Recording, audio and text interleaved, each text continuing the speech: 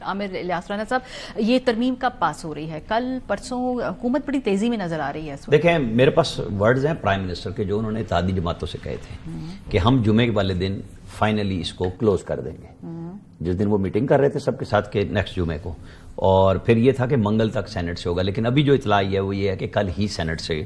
یہ پاس کرا رہے ہیں کیونکہ اتفاق رائے ہو گیا سب کا۔ جتنی اتحادی جماعتوں کی ترمیم تھی وہ نیکسٹ فیز میں ہے، یعنی آپ 28ویں ترمیم کو ایڈوانس سمجھ لیں کہ یہ جو 4 اتحادیوں نے دی تھی نا کہ بلوچستان کی سیٹیں بڑھا دیں، صوبائی اسمبلی کی کاف لیگ لے کے آئی، ایم کیو ایم لے کے آ گئی، بی اے پی والے لے کے آئے کہ جناب آپ اس کو یہ کر دیں، وہ چلی گئی ہیں کہ 28ویں میں پراپرلی ترمیم لائیں پھر ہم کریں۔ اچھا، تو یہ تو کلوز ہو گیا، اگلا کام شروع ہو گیا کہ 27ویں ترمیم کو اب کل کا ہی ان کا پلان ہے۔ میرا خیال ہے کل جب سینٹ شروع ہوگا 11 بجے تو اس کے بعد رات گئے تک یہ ترمیم منظور کرا لیں۔ مولانا نے یہ پارٹی نے تو کہا ہم تو سپورٹ نہیں کریں گے، کامران مرتضیٰ صاحب بھی کہہ کر گئے ہیں ان کے ووٹ نہیں ضروری ہیں۔ نہیں، وہ تو جب اے این پی کے 3 موجود ہیں تو وہ 64 تو پورے ہو چکے ہیں نا، اور آپ کو پتا ہے کہ نمبرز تو پہلے سے پچھلی ترمیم میں بھی فالتو موجود تھے، وہ مولانا کو بھی دکھا دیے گئے تھے کہ آپ کے یہ 2 لوگ کہاں ہیں، اور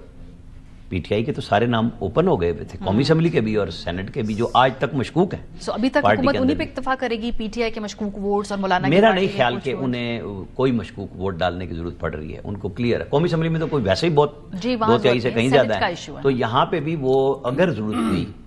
کہ کوئی خدا نہ خواستہ بیمار ہو جائے، کچھ ایسا ہو جائے تو ایک آدھا کوئی ڈال دیں، لیکن میرا خیال ہے ان کے نمبرز پورے ہیں، یہ نمبر پورے تھے۔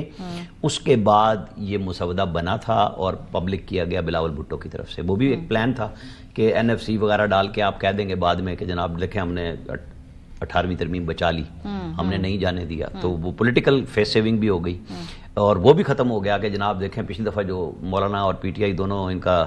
تبرہ کر رہے تھے کہ جناب ان کو تو مسودہ ہی نہیں ملا ہوا، تو اس دفعہ پبلک کیا گیا کہ پی ایم لے کے آئے ہیں مسودہ،